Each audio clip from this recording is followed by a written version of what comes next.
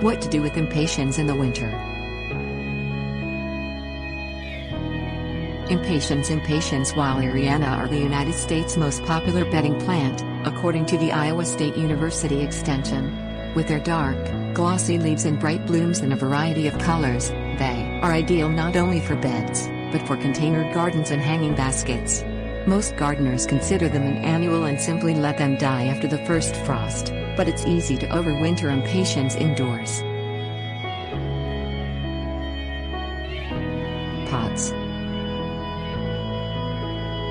When bringing impatiens indoors, it's important to provide them with well-draining pots. If the pots you've chosen don't have many drainage holes, add some by using an electric drill. It's also smart to add a layer of gravel or pebbles at the bottom of each pot.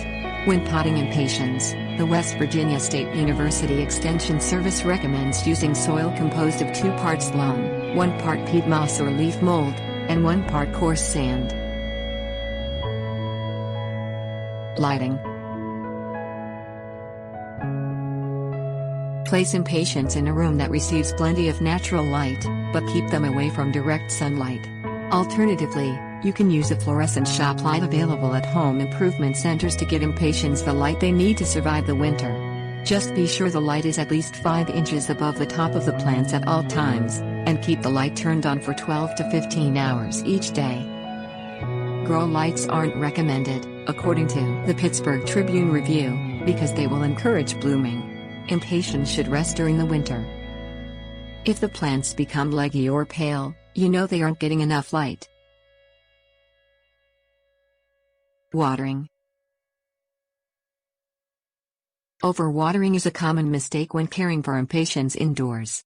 Too much water, including water sitting in the saucer beneath the pot, often leads to root rot and fungal diseases.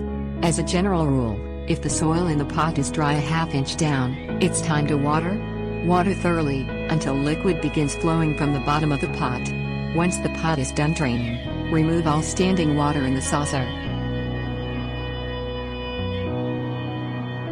Fertilizing. It's best to let impatiens rest during the winter. That means you don't want to encourage blooms, and therefore you don't want to fertilize. However, sometime in early spring, you may use diluted kelp emulsion or some other houseplant fertilizer every 3 weeks or so until your last threat of frost has passed and you can safely move the impatiens outdoors. Other care. To keep impatiens bushy and well maintained, you may pinch back the foliage every few months. Use disinfected scissors, and remove about 2 inches from each stem.